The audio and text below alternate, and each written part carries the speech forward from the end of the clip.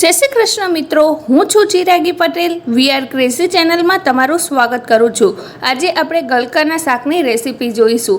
તો બધાના ઘરમાં રેગ્યુલર તો બનતું જ હોય છે, પણ તમે આ રીતે એક વખત બનાવશો તો તમારું શાક તમે બનાવો છો એના કરતાં પણ વધારે ટેસ્ટી બનશે.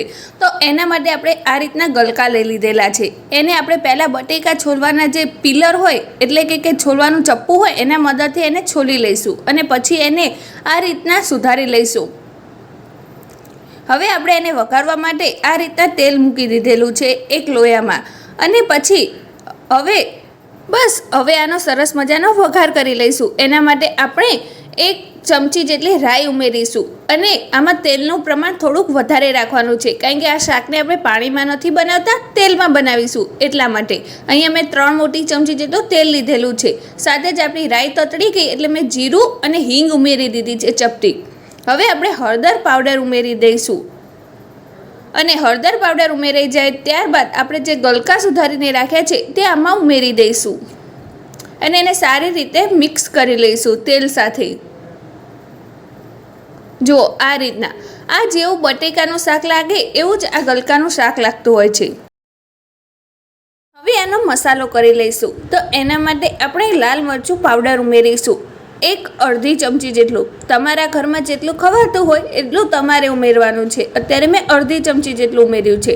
સાથે જ આમાં 1/2 ચમચી જેટલું ધાણા જીરું પાવડર ઉમેરીશું અને આ બનશે ત્યારે થોડીક એની ક્વોન્ટિટી ઓછી થઈ જશે, એટલે એ પ્રમાણે તમારે ઉમેરવાનું છે.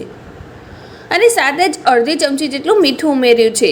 મીઠું તમારા સ્વાદ અનુસાર ઉમેરવાનું. અત્યારે મેં 1/2 ચમચી ઉમેર્યું છે અને બધું સારી રીતે મિક્સ કરી લઈશું ઉપરથી નીચે કરીને. જો આ રીતના આપણે પહેલાં મસાલો કરી લેવાનો છે. હવે આમાં આપણે પાણી બિલકુલ નથી ઉમેરવાનું, પણ એક થાળી લઈ લેવાની છે જેમાં તમે ગલકા સુધાર્યા હતા એ પણ લઈ શકો છો અને એની ઉપર ઢાંકી દેવાની છે, આ રીતના સ્ક્રીન ઉપર દેખાય એ રીતના. અને ત્યારબાદ અડધા ગ્લાસ જેટલું પાણી કે અડધા કપ જેટલું પાણી આપણે આ થાળી ઉપર ઉમેરી દેવાનું છે. જો આ રીતના, અને પછી એને 6 થી 7 મિનિટ પછી આપણે ચેક કરીશું. તો જુઓ આ રીતનું આપણું ગલકાનું શાક બનીને તૈયાર થયું છે. આ થાળીની જે પરસેવો વળે એ અંદર ટપકે એટલે આ રીતનો રસો બનીને તૈયાર થશે. જો તમે બિલકુલ પણ પાણી નહીં ઉમેરો તો પણ તમારું શાક બહુ જ સરસ થશે અને આ શાક તેલમાં બહુ જ સરસ લાગે છે. તો જો કેટલું સરસ મજાનું આપણું શાક બનીને તૈયાર થયું છે. તમારા મોઢામાં પણ પાણી આવી ગયું ને?